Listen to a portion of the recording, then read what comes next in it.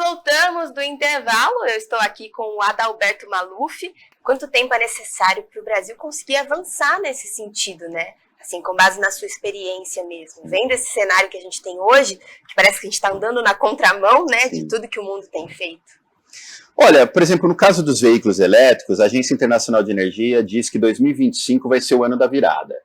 Quando o carro elétrico, o preço do carro elétrico está caindo, o preço do carro a combustão está subindo, porque o padrão de emissão de poluentes e todos está levantando, crise de semicondutores e tal. Então 2025 vai ser o ano onde o veículo elétrico, em tese, vai ser mais barato ou do mesmo preço do veículo a combustão.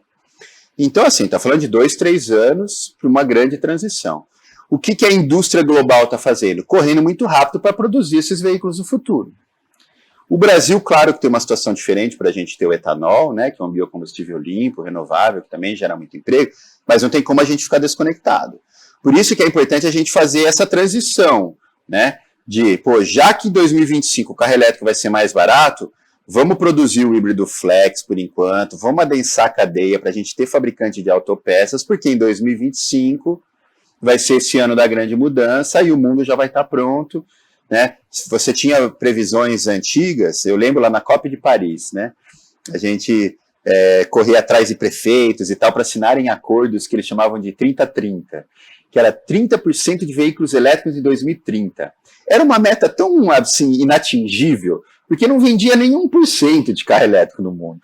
Então eu lembro, assim, os prefeitos, não, como é que eu vou assumir um compromisso com uma meta dessa? 2030, a gente não vai ter, tal. A China saiu de 3% de carro elétrico para 13% o ano passado.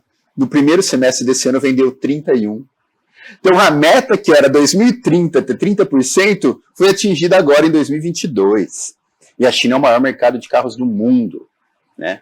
A Europa colocou o prazo final, 2035 não vende mais carro a combustão.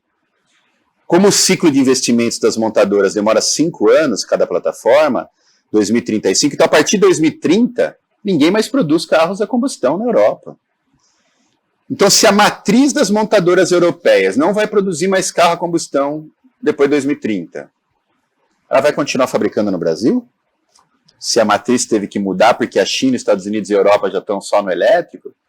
Então, assim, eu acho que a gente corre um risco muito grande de ficar desconectado dessa realidade, porque do ponto de vista econômico, né, algumas tecnologias, elas chegam com tanta força que elas não têm como ficar para trás. A idade da pedra não acabou por falta de pedra. A idade do petróleo não vai acabar por falta de petróleo. O petróleo vai continuar lá. Só que a gente vai parar de queimar um combustível fóssil com alto calor energético num motor ineficiente. O petróleo vai ser usado para outras coisas. Para petroquímicas, para plástico, para querosene de aviação, tem algumas coisas que vai continuar. Agora, não faz sentido a gente ficar queimando diesel numa picape para ficar rodando dentro da cidade. Não faz sentido. Um trator lá no agro vai continuar com diesel? Provavelmente. Agora, no ambiente urbano, nas cidades, primeiro não faz nem sentido você ter uma picape. Você vai em São Paulo, todo mundo tem SUV em São Paulo. O trânsito, né? SUV 4x4. Passar a poça de águas, não faz sentido, sabe? Então, acho que tem muita coisa que vai mudar ainda de como a gente se relaciona com a cidade. As cidades do futuro vão ter a mobilidade sustentável como centro de desenvolvimento, aproximando o trabalho da moradia. Então, assim, não tem mais esse modelo que a gente vê nas cidades do interior, né? Todo mundo mora aqui longe, nos condomínios isolados da cidade, todo mundo pega o carro e vem para o centro da cidade trabalhar. Aí à tarde todo mundo vai para cá. Eu quero ir na academia, pega o carro e vai para a academia. Eu quero comprar pão, pega o carro e vai comprar pão. Provavelmente a cidade do futuro não vai ser assim. Vai ser a cidade compacta, a cidade de 15 minutos, a cidade que você vai fazer muita coisa a pé, de bicicleta, transporte público de qualidade, né? Eu acho que a sobrevivência das cidades no futuro tem a ver com a qualidade do transporte. Porque uma cidade que não tiver um bom sistema de mobilidade, que você fique lá naquele trânsito barulhento, com ruído, perca 1 hora no trânsito, meia hora para ir daqui até ali, os jovens talentos que estão criando essa economia digital do futuro, não faz sentido ele morar ali. Por que eu vou morar na cidade, no centro de São Paulo, com todos os benefícios de morar no centro de São Paulo, daquela vida cultural, daquelas atividades, daquilo ali. Se eu posso morar numa cidade do interior, eu posso morar na praia, faço tudo online, só reunião online, tudo digital, home office, e quando eu quero serviço, quando eu quero aquilo, eu vou ter uma coisa digital que eu posso estar lá, realidade virtual, ou eu pego um carro e vou para São Paulo. Não faz sentido. Quando deu a pandemia, milhões de pessoas saíram de Manhattan. Todo mundo pagava uma nota preta para morar num apartamentinho minúsculo para morar em Manhattan, em Nova York. Pagava caro porque você morava em Manhattan, né? Aquela coisa linda, você desce todo dia, tá ali, anda do lado do Central Park, aquela vida de Nova York que a gente vê nos cinemas. Com a pandemia, tudo fechado, não fazia sentido você pagar aquela nota para estar lá. Então teve uma desocupação, parece que 15, 20% dos apartamentos de Manhattan desocuparam durante a pandemia. Né? São Paulo aconteceu muito isso. Eu tenho amigos de São Paulo, né, que simplesmente voltaram para o interior. Aqui, muitos por aqui mesmo, até mais para o interior. Eu preciso de uma boa internet. Tem uma boa internet, fica lá no home office trabalhando como se estivesse lá. Então a digitalização da vida das pessoas, que foi acelerada pela pandemia, vai acelerar algumas transformações tecnológicas que vai puxar alguns setores industriais e tecnológicos, incluindo carro, celular, eletrodomésticos na nossa casa. Eu não sei qual equipamento vai controlar tudo. Não sei se é o celular, ou o carro, ou o próprio sistema de inteligência da sua casa. Agora, que eles vão estar todos conectados, que você vai entrar dentro do teu carro para ir trabalhar, vai colocar o celular ali, ou vai ser o próprio carro, vai te avisar, sua agenda é essa, a célula aqui já entra no Zoom, você já fala ali, você deixou o ar-condicionado desligado, por favor, desliga o ar-condicionado do meu quarto que eu esqueci. Já desliga. Isso não é futuro, isso vai acontecer daqui 2, 3, 5 anos. Né? Eu lembro, assim, quando eu comecei a trabalhar com carro elétrico, 10 anos atrás, a gente ia lá falar de ônibus elétrico e carro elétrico, né, projeto do Banco Interamericano, né, e tinha financiamento do Banco Mundial, aquelas coisas, você ia falar com o professor, não, isso é uma coisa de futuro, né, eu não vou ver isso, quem sabe meu filho. Não, prefeito, o senhor vai ver sim, senhor. Estou falando de 5, 10 anos. Não, imagina, você vai demorar 20 anos. É a realidade. Pode aceitar, né? Porque está chegando, né? E, Adalberto, para a gente terminar a nossa conversa, com base em tudo que a gente já falou até agora, né, e nessa defasagem mesmo que o Brasil tem nesse setor, qual que é o cenário dos sonhos para os próximos anos, né? Pensando ali nessas eleições, nos próximos 4 anos, o que você sonha em ver? Possível, né? Pensando no que é possível para a gente fazer. Sim. Olha, eu sonho com um país que entenda e se sensibilize que o mundo está passando por grandes transformações. Por um lado, o aquecimento global é real, vai gerar impactos muito grandes e severos para as nossas cidades e a gente tem que se preparar para isso. Chuvas extremas, deslizamento de terra, inundações, secas. Então a gente precisa adaptar as nossas cidades, ter cidades mais resilientes às mudanças climáticas. As mudanças climáticas também vão exigir a transformação de uma transição energética, para energia limpa e para retirada dos combustíveis fósseis do dia a dia das pessoas. Então, para isso, a mobilidade elétrica, a indústria do futuro, os empregos dessa nova indústria são muito importantes. Então, eu espero que o próximo governo, seja ele a continuação do governo atual ou um novo governo, ele coloque esses temas na agenda. A gente precisa de política industrial, a gente precisa de visão de futuro e a gente precisa entender que a economia verde é uma necessidade urgente. E nesse processo, o terceiro, e quase sempre o mais importante, né, são as pessoas. Né? A gente não pode esquecer que para ter qualquer coisa, qualquer máquina, qualquer produto, qualquer indústria, qualquer cidade, precisa de pessoas.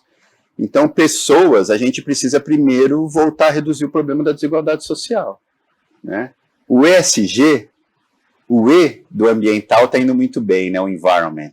O G da governança, mais ou menos. Algumas empresas mais, outras não. Agora, o S de social, a gente está muito ruim, né?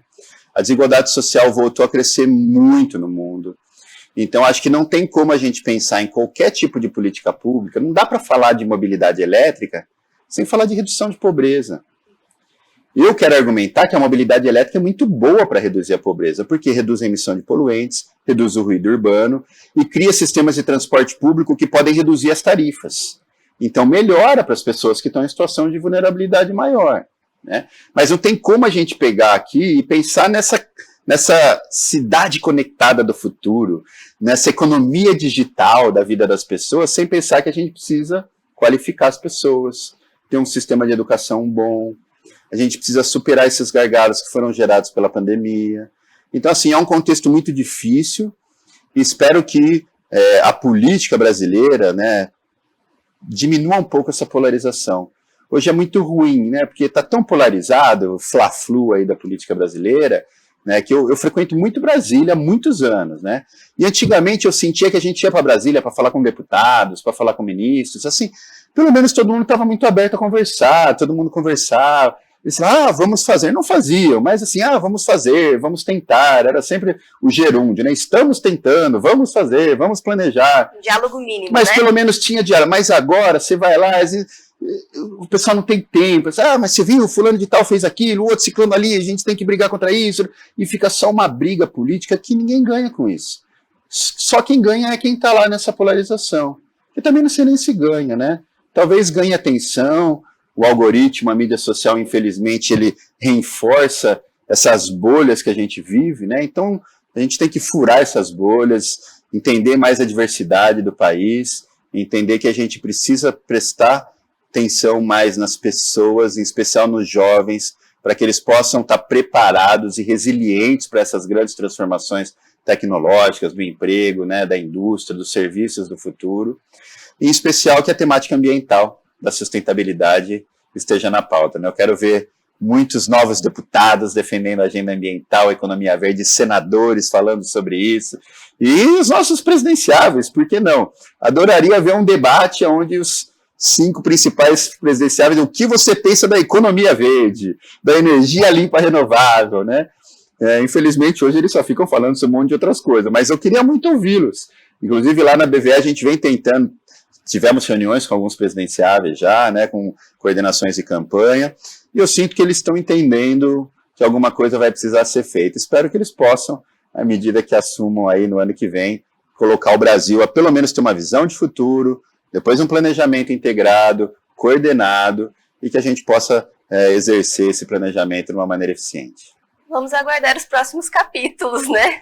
Vamos ver o que nos espera. Muito obrigada, viu, Adalberto, pela sua companhia aqui, pela nossa conversa, foi muito boa. Volte sempre aqui para o Diário do Brasil, foi um prazer ter você aqui. Prazer foi todo meu, Bruna, muito obrigada pela oportunidade. Em nome da Associação Brasileira do Veículo Elétrico, eu agradeço. Obrigada a você também pela sua companhia. Continue ligado aqui na nossa programação, viu? Até mais.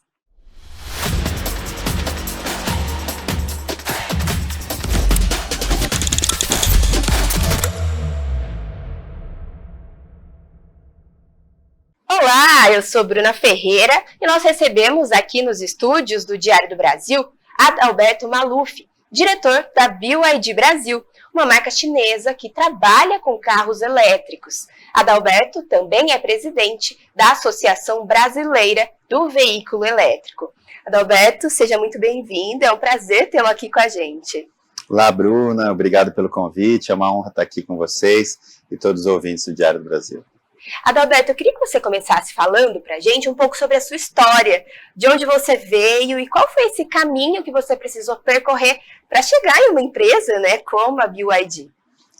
Bem, eu sou piracicabano, né, aqui no interior também, fui fazer faculdade em São Paulo, fiz mestrado, depois eu fui trabalhar com organizações internacionais, fiquei 7 anos coordenando o programa de mudanças climáticas da Fundação Clinton, do ex-presidente dos Estados Unidos. E na época a gente fez projetos em várias cidades com ônibus elétricos, mobilidade, energia limpa, gestão de resíduos sólidos, né? Antes eu tinha passado também pela Prefeitura de São Paulo, na área pública, e aí, naquele momento, eu cheguei a coordenar um projeto do Banco Interamericano, que testou ônibus elétricos em várias cidades da América Latina, e acabei conhecendo a BYD. Eles estavam vindo para o Brasil lá em 2014, 2015, já despontavam como um dos maiores fabricantes de veículos elétricos do mundo. E aí eu fui ser o primeiro funcionário da empresa no Brasil, foi muito legal, né, passar por essas dificuldades de se abrir uma empresa no Brasil, né, e colocar todas essas temáticas da sustentabilidade, mas foi muito legal, foi muito bom, viver esse momento, que é um momento de grande transição mundial, dos veículos elétricos, da energia limpa, a sustentabilidade como um todo, né, ganhando muito espaço na agenda política, econômica, inclusive social, né, em relação à melhoria da qualidade de vida e essa busca que as cidades têm.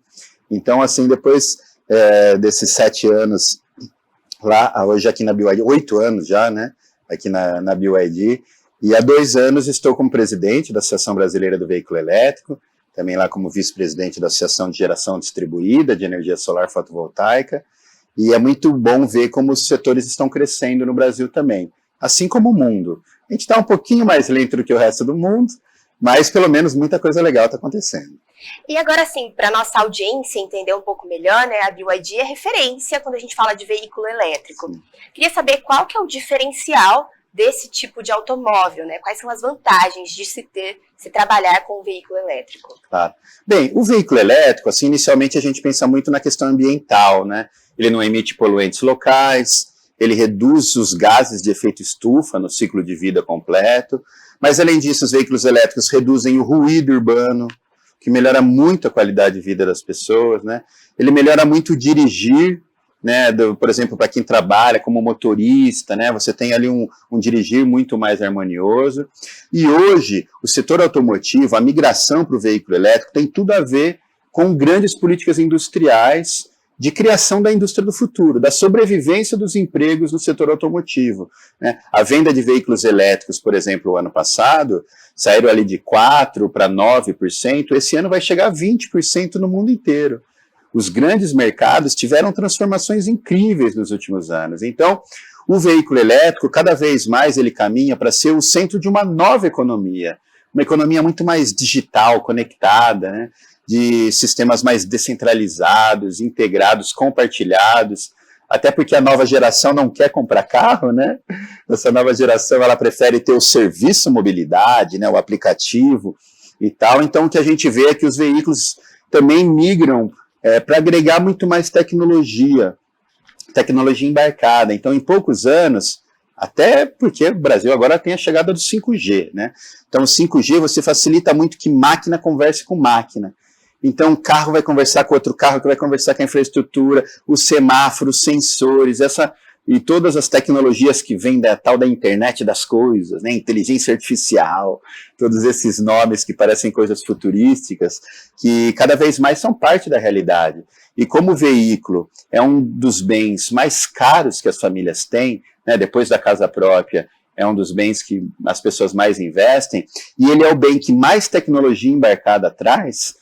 Então é natural imaginar que em poucos anos todo mundo vai ter um celular que é conectado com o carro, que é conectado com a casa, que vai prever o seu trabalho, as suas viagens, né? Então a gente vai ter uma vida muito mais integrada e digital, que o carro elétrico provavelmente vai estar no centro dessa revolução. Parece cenário de filme anos 90, né? Falando sobre o futuro. O futuro parece que chegou, né? Eu queria saber também qual que é o custo de se ter um carro elétrico. A compra dele, né, para você adquirir, é um pouco mais caro, mas eu acredito que a longo prazo exista um balanço econômico que vai compensar. Quanto tempo precisa para ter esse retorno financeiro? Sim, é verdade, o carro elétrico ele chega a custar até o dobro de um carro a combustão, né? Hoje o carro elétrico mais barato do Brasil custa 150 mil. É verdade também que o carro a combustão mais barato também aumentou muito de preço, hoje é uns 70, 80 mil, né? Mas no setor como um todo, a gente usa muito o que em inglês se chama de Total Cost of Ownership, o TCO, né, que aqui seria traduzido como custo total de propriedade. Então, embora o carro elétrico seja mais caro no início, ele custa 90% a menos para operar, se for um carro leve. Se for um ônibus, um caminhão, ele custa 60%, 70% a menos de custo operacional. Basicamente, né, para quem está nos ouvindo possa entender, se você gasta R$1.000 por mês de gasolina, você vai começar a gastar R$100 por mês de energia. Então, alguns nichos de atuação, o elétrico já é viável. O ônibus elétrico foi o primeiro setor que se eletrificou no mundo. O mundo, ano passado, vendeu quase 40% de todos os ônibus vendidos no mundo já foram elétricos, né? O segundo setor que se eletrificou muito rápido foi a logística verde. Então, caminhões de entrega urbano, né? Porque você tem muita restrição para emissão de poluente, ruído nas grandes cidades. Então, o que eles chamam da última milha, né, que é aquela distribuição, você compra lá um comércio eletrônico, alguma coisa, vem de uma cidade grande um caminhão para um centro de distribuição, aí sai uma van, um furgão, um caminhãozinho menor que entrega nas cidades. Esse vem se eletrificando muito. Para ter uma ideia, esse ano, 2022, no primeiro semestre, a gente já vendeu mais caminhões elétricos do que o ano passado inteiro. Né? A gente já vendeu o dobro de furgões elétricos nesses 6 meses do que o ano passado inteiro. Assim como o carro elétrico 100% a bateria, nesses 6 primeiros meses, vendeu mais do que o ano passado inteiro. Foram aí 2.900 unidades de carros elétricos, enquanto o ano passado inteiro foram 2.800 elétricos puros. Aí se a gente somar os híbridos plug-in e os carros híbridos, que são aqueles que têm um motor a combustão e um pouquinho de bateria, né? Então ganham mais autonomia, fazem mais quilômetros por litro, aí a gente já está falando, o ano passado foram 35 mil, 1,7% de todas as vendas, e esse ano, no primeiro semestre, mais de 20 mil. Então, um aumento de 50%, quase 50%, algo como 2,5% de todos os veículos vendidos no Brasil já foram híbridos elétricos. É claro que a gente está longe do mundo, né? O mundo, as grandes economias estão vendendo 20%, 30%, 40% de veículos elétricos. Isso traz uma preocupação muito grande para a gente lá na Associação Brasileira do Veículo Elétrico, porque a gente tem muito medo das fábricas brasileiras ficarem desconectadas dos novos parques produtivos globais, né? A gente teve nos últimos 4 anos pelo menos 5 fábricas de veículos fechando, fábricas centenárias. A Ford estava no Brasil há mais de 100 anos, né? E simplesmente foi lá e fechou 2 fábricas, né? Troller, a fábrica da Mercedes, aqui também muito próximo da gente, ali em Iracemápolis, perto de Piracicaba, de Limeira. Então, o futuro do emprego no setor automotivo depende também desse parque produtivo estar inserido nas tecnologias internacionais, nas metas de eficiência energética, em ter os itens de segurança e qualidade que os veículos lá fora têm. Por isso que o setor automotivo é hoje considerado, por muitos especialistas, uma das grandes fronteiras tecnológicas. Essas revoluções de tecnologias que são feitas no dia a dia para melhorar o veículo, mas também para melhorar a qualidade de vida das pessoas, integrar cada vez melhor com os outros ambientes. Então é um momento muito legal para trabalhar nesse setor. E por falar nisso, né, nós estamos em um ano de eleição. Qual que é o papel do poder público nesse cenário que você fala aqui do Brasil a respeito do carro elétrico, dos veículos elétricos? Claro. Bruna, o que a gente viu é que durante a pandemia, as principais economias do mundo resolveram que para reconstruir as economias deles pós-pandemia, eles já iam aproveitar para fazer um investimento na economia verde. Então você teve o pacote verde na União Europeia, 800 bilhões de euros, o plano de infraestrutura verde do Joe Biden nos Estados Unidos, 2 trilhões, né? A China, o maior plano de desenvolvimento sustentável da história, tem 1,7 trilhão de dólares. Então o mundo está colocando muito dinheiro para fazer a transição energética, da energia limpa, da mobilidade elétrica, da agricultura de baixo carbono, porque as mudanças climáticas estão aí, são reais. É o maior desafio da nossa humanidade, né? E em especial nós que somos do interior de São Paulo. Aqui nós temos problemas de escassez hídrica muito grandes, né? Se a gente tiver o aquecimento global que é previsto para os próximos 50 anos, 100 anos, talvez não tenha água mais no interior de São Paulo, né? Então, a questão das mudanças climáticas, ela é muito importante para a agenda global. Então, o que o mundo fez? O mundo resolveu fazer política pública de gente grande mesmo. Política industrial, política de incentivo de compra. Todas as 20 maiores economias do mundo têm um plano nacional da eletromobilidade, com exceção do Brasil. Infelizmente, o Brasil, apesar de sermos líderes na energia limpa, temos uma matriz elétrica e energética muito limpa e renovável, temos o biocombustível etanol, que é o biocombustível mais eficiente do mundo, que gera muita renda, muito emprego, reduz a emissão de poluentes, e um parque produtivo instalado, seria muito fácil o Brasil fazer a transição para essa nova indústria, que ela vai passar por uma transição do híbrido com o etanol, do híbrido flex, depois adensando a cadeia do lítio. O Brasil tem reservas estratégicas em Minas Gerais, começando agora a produzir lítio de alta qualidade para as baterias dos veículos elétricos. Então o Brasil tinha tudo para se beneficiar disso. Mas infelizmente a gente é o único país grande que ainda não tem uma política nacional. A gente tem um sistema tributário que penaliza o elétrico, Um carro elétrico paga o dobro de IPI do que um carro a combustão.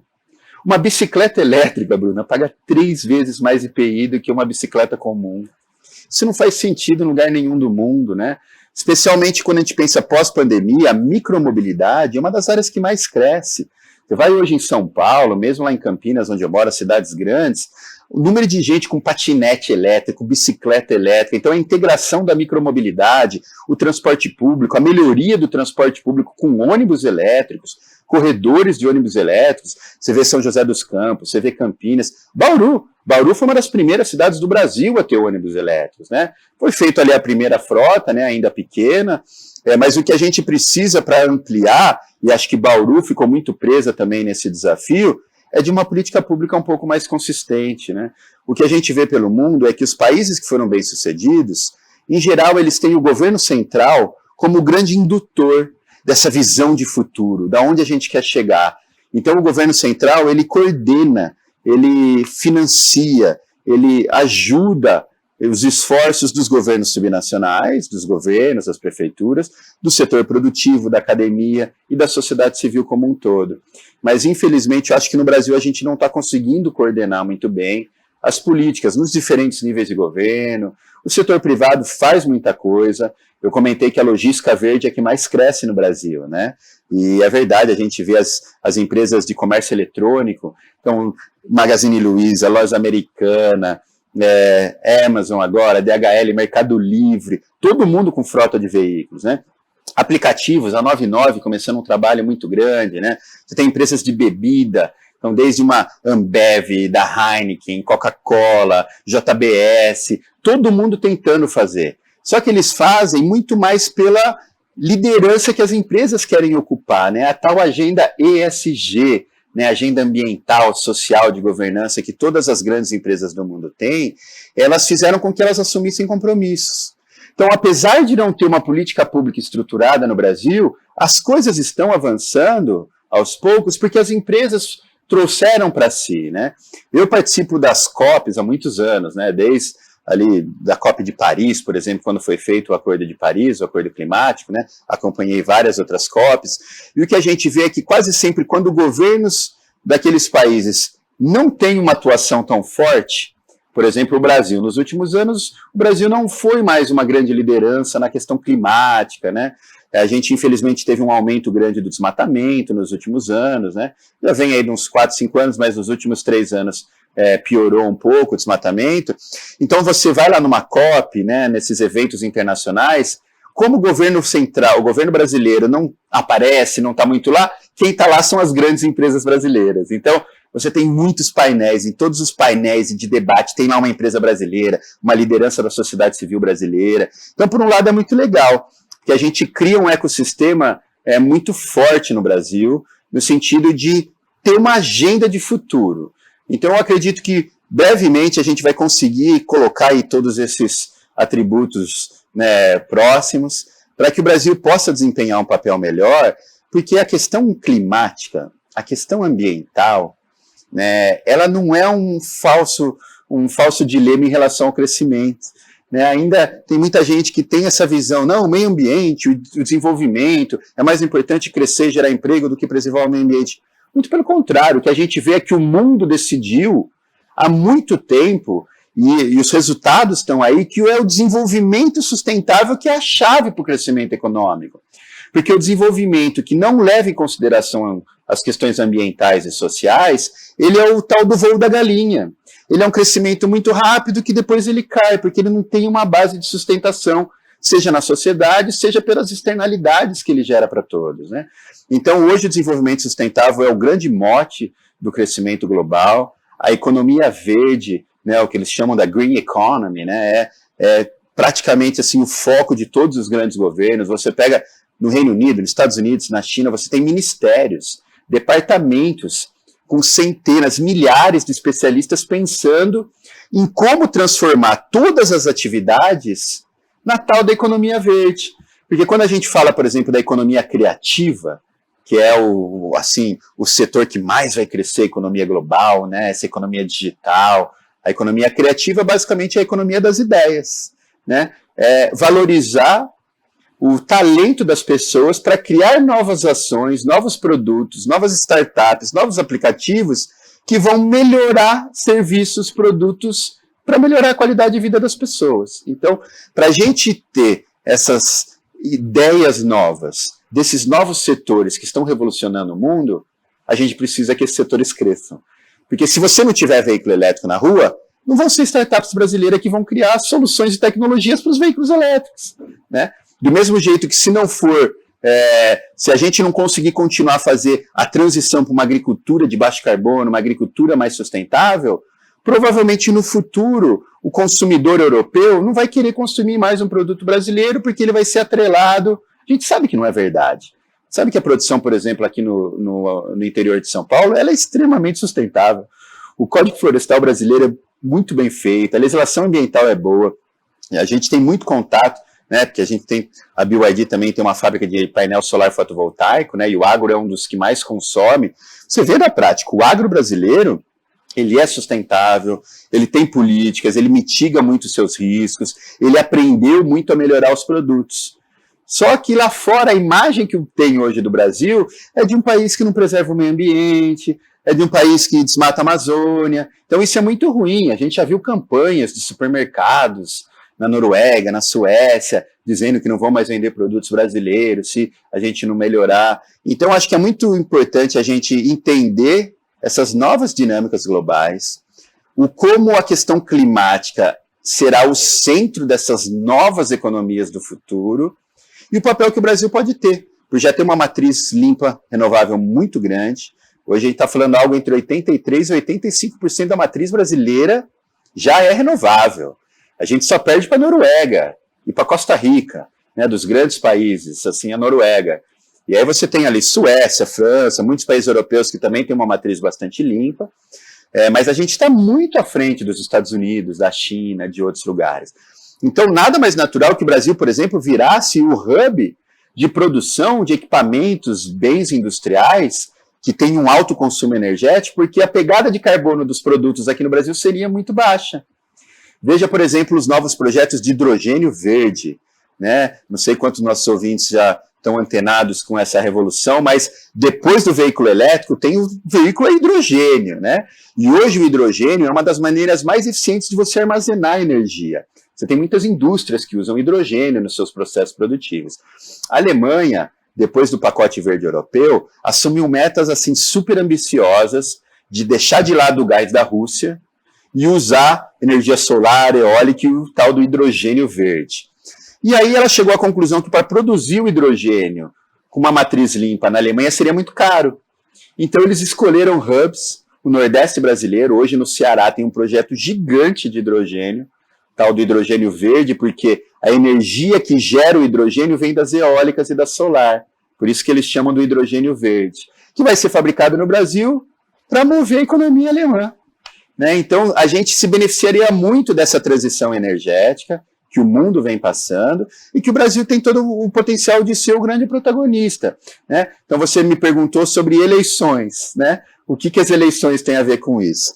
Eu fiz questão de contar esse panorama geral para mostrar, né, tentar sensibilizar os nossos ouvintes de que ou a gente sensibiliza os tomadores de decisão de que essas políticas são importantes para todos nós, porque elas vão gerar o emprego do futuro, elas vão reduzir a emissão de poluentes, o ruído urbano, melhorar a qualidade de vida, ou a gente corre o risco de ter a economia desconectada do mundo político. Então a gente precisa eleger pessoas que estejam antenadas nessas grandes transformações globais, né? É claro que o agronegócio é muito importante, é claro que o agronegócio mantém a bandeira brasileira, né, a agenda brasileira, então é importante, vai ter lá a bancada do agro, a agenda de conservadora de costumes é importante, sim, para quem tem aquela bandeira mais forte, um pouco sim, um pouco menos. Agora, a agenda econômica, ela impacta a vida de todos. Então, se a gente eleger deputado só porque ele defende isso aqui que é bom para mim, ou faz aquilo ali, aquilo, o cara ali na igreja, o pastor quer que venha vote tal, fulano aqui, o prefeito indicou isso aqui, a gente corre o risco de ter um bando de político que está lá só definindo uma coisinha ou outra e não pensa no macro, nessa grande transição. Não tem como a economia brasileira continuar crescendo separada dessas grandes transformações mundiais. Então, se por um lado o Brasil poderia ser protagonista das energias limpas renováveis, a gente já é muito bom em hidrelétrica, muito bom em eólica, a solar fotovoltaica. Em 3 anos, esse monte de telhadinho de energia solar pelo Brasil, aqui em Bauru, um lugar que tem muito, né? Temos aqui em Guaimbé uma das maiores usinas do estado de São Paulo, está aqui vizinho de Bauru. Esse crescimento ocorreu em 3 anos com investimento de milhares de pessoas. 1 milhão de consumidores já estão gerando a própria energia. Foram 14 gigas, né? Gigawatt, quer dizer, 14 mil megawatts. É uma coisa assim, um número enorme. É mais do que Itaipu, né? Em 3 anos, esse monte de telhadinho gera mais energia do que Itaipu. 4 vezes mais do que Belo Monte. E Belo Monte custou 40 bi, né? Isso aí é investimento de todo mundo. Então, a energia limpa gera emprego. A solar fotovoltaica é que mais gera emprego por megawatt instalado. Só no estado de São Paulo, a gente está falando de 100 mil, 120 mil empregos já no setor solar. Se nós não tivéssemos, né, a proposta que foi aprovada o ano passado, ali que ficou conhecido como taxar o sol, né? Quer dizer, o setor vai continuar crescendo porque o Brasil tem a melhor irradiação solar do mundo, né? A nossa energia é cara, então todo mundo vai continuar gerando energia. Agora, a previsão era que só esse ano e o ano que vem a gente pudesse gerar mais 500 mil empregos e mais um Itaipu em 2 anos, só com esses pequenos telhadinhos na casa, né, das pessoas. A maioria, 75% são residenciais, mas o comércio hoje é o que mais cresce, a indústria também, o agro investe muito. Então são grandes transformações globais que, infelizmente, na minha percepção, os nossos políticos ainda não estão antenados. Parece que a gente tem ainda uma geração de políticos muito antigos, né? E isso, eu vi uma reportagem do New York Times recente que me chamou muita atenção, que eles estavam falando da transição da política no mundo. Que você tem ali muitos países, como o Brasil, que os políticos têm ali de 60, 70 anos de idade, né? Aí na Europa, hoje, você teve uma transição. Hoje, a maior parte dos políticos tem 40 e 50, né? Você vê, por exemplo, na Alemanha, né? Primeira vez que a Alemanha tem uma ministra de Relações Exteriores mulher, né? Ela é líder do Partido Verde da Alemanha. A mulher é incrível, assim, eu vi umas declarações dela, umas entrevistas dela, você fica abismado com o conhecimento, mas porque são mais jovens, estão antenados dessas grandes transformações. Eu vou muito para Brasília, né? Então você vai lá ter reunião no Ministério de Minas e Energia, aí você fala de energia solar, de eólica, aí lá o nosso interlocutor, o cara, assim, ele estudou nos anos 70. Naquela época, a energia era hidrelétrica. Então ele só estudou isso. É hidrelétrica ou térmica a gás. Ele aprendeu isso. Aí você fala de solar, ele fala, não, mas solar não dá não tem sol todo dia. Pô, parece que não mora no Brasil, né? Porque o Brasil tem sol todo dia, em todo lugar. Mas assim, hoje a tecnologia avançou muito, essa coisa da intermitência das renováveis não é verdade. Você tem sol, você tem muito vento à noite, você tem o biocombustível que é complementar ao regime hídrico. Então, quando não chove, tem muito sol. Quando tem muito sol, não chove. Como a gente tem várias fontes, no agregado essas fontes são estáveis, né? Só que é muito difícil convencer um cara que a vida inteira foi tem que fazer hidrelétrica, tem que fazer hidrelétrica. Então, quando você continua com uma política dessa, é por isso que a energia do Brasil é tão cara. Não sei se você sabe, Bruna, mas o Brasil tem a 2ª conta de energia mais cara do mundo. Não faz sentido nenhum. Se a gente tem uma matriz de hidrelétrica, olha as hidrelétricas que tem aqui no interior de São Paulo. Você acha que faz sentido a gente pagar a conta de energia que a gente paga? Gente, os maiores produtores de etanol do mundo. Faz sentido o preço da energia no Brasil ser dolarizada conforme quer as grandes petroleiras mundiais? Não faz sentido nenhum. É uma desconexão que o mundo político tem da realidade das pessoas. Porque quando a gente fala que aumenta a energia solar distribuída no pequeno telhadinho da Dona Maria aqui em Bauru, né, do mercadinho do Seu João, né, lá em Jaú, a gente está desligando as térmicas a gás, que custam mais caro. Aquela bandeira vermelha, lembra que aumenta a nossa conta? Tem a ver com essas térmicas que os caras do governo querem ligar, não porque precisa ligar, mas porque ali tem os interesses, as empresas, os lobbies da ineficiência que fazem as térmicas ficarem ligadas. Aí eles criam propostas, como foi aprovado agora, de taxar o sol. Então, a partir de janeiro do ano que vem, por exemplo, eu lá na minha casa, né, lá em Campinas, eu gero energia para minha casa, praticamente 100% do meu consumo eu gero, então eu só pago os encargos, as taxas, ICMS e tal. O excedente eu abato de outra residência, e então eu gerei 100, compensei 100, né, e só pago ICMS e os outros encargos eu pago uns 30% de imposto.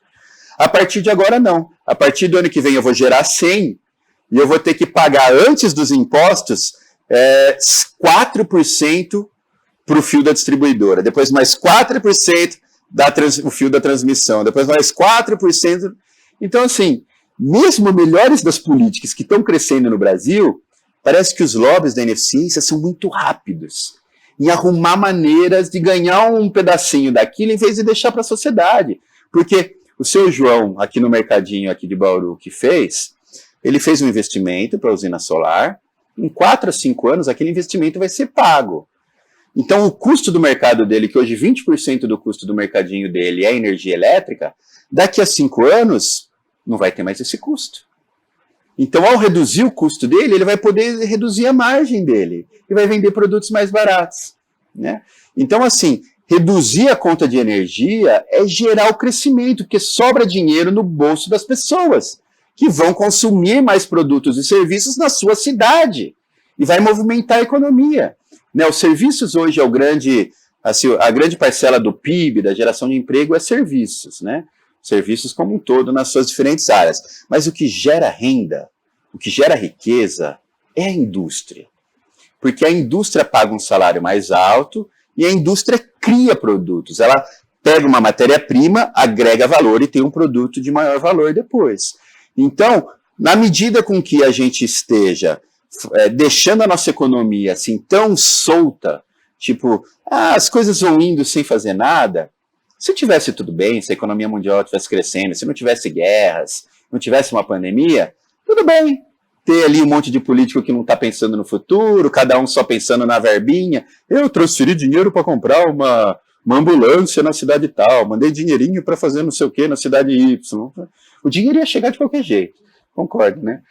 O dinheiro para Santa Casa, se não for a indicação dele, a secretaria tem que dar o dinheiro do mesmo jeito, né? Mas os políticos ficam pensando nessas besteirinhas e não fazem as políticas industriais que precisam ser feitas, manter o emprego nas indústrias que já existem na sua cidade, fazer essa transição para gerar renda e emprego para o futuro.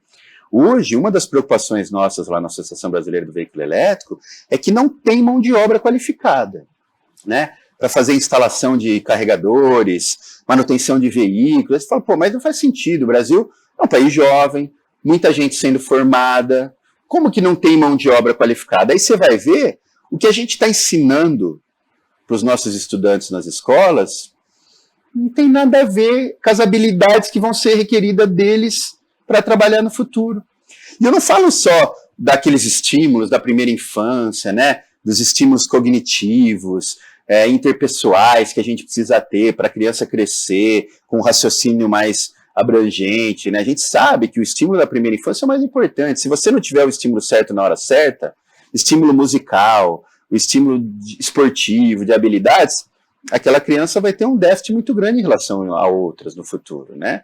A gente sabe disso. Mas deixa a primeira infância de lado. Pensando ali no jovem que está ali de 15 anos a 18 anos, no ensino médio, no colegial.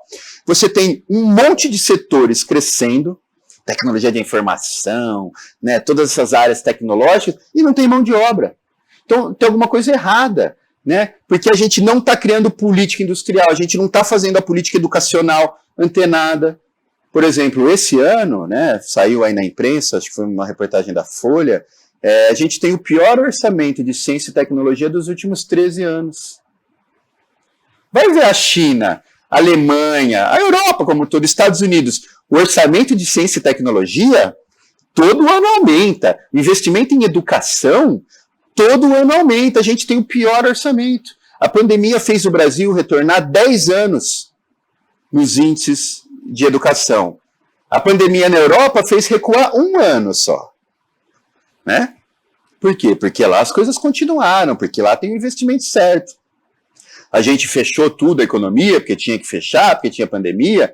Eu fui contra fechar a escola, acho que a escola nunca podia ter fechado, vários países não fecharam a escola, mas beleza, fechou. Vamos levar nossas crianças, agora elas vão aprender de casa.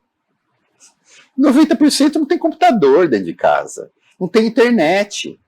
Né? Eu acompanhei muito lá na Prefeitura de São Paulo, né, o trabalho de alguns amigos da Prefeitura, era uma dificuldade. Eles queriam tentar arrumar tablet, computador e levar a internet para casa das crianças, porque não tem. Então a gente deixou algumas crianças com 1 ano, 2 anos, sem nada.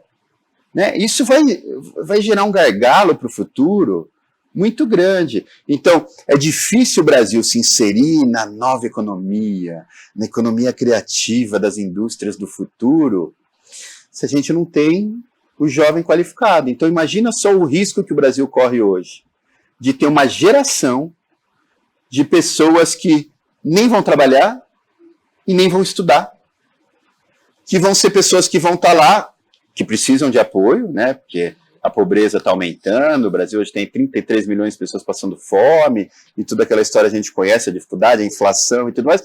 Mas aí eu tenho demanda aqui para crescer alguns setores da economia que precisam crescer, mas eu não vou ter mão de obra qualificada para fazer. Então, assim, eu acho que a gente tem que tentar sensibilizar a sociedade civil, porque é ela que exige, a população que exige dos políticos depois, que, tem alguma coisa acontecendo no mundo. Tem transições tecnológicas muito grandes, teve uma pandemia, a gente não pode fingir que nada aconteceu. Aconteceu muita coisa. A gente precisa rapidamente entender os nossos problemas para ter um plano de ação. E é isso que falta. Quando, né, assim, em todas as entrevistas, a gente lá como Associação Brasileira do Veículo Elétrico, você vai ver lá e tal, qual é o problema, o que precisa ser feito? A gente sempre fala, precisa de uma política nacional da eletromobilidade. É uma política que coordene os esforços do setor privado, dos governos subnacionais, da academia, do setor esportivo. Então, assim, é o passo número 1. É o plano, é a visão de futuro. Mas isso é muito pouco, né? Porque além do plano e da visão de futuro, tem centenas de ações que precisam ser feitas, muito complexas, muito difíceis, que a gente nem chegou nesse estágio. A gente está aqui em cima ainda, só pensando qual é a visão de futuro para o país. Nós vamos dar uma pausa aqui na nossa conversa para ir para o intervalo rapidinho. A gente volta daqui a pouco.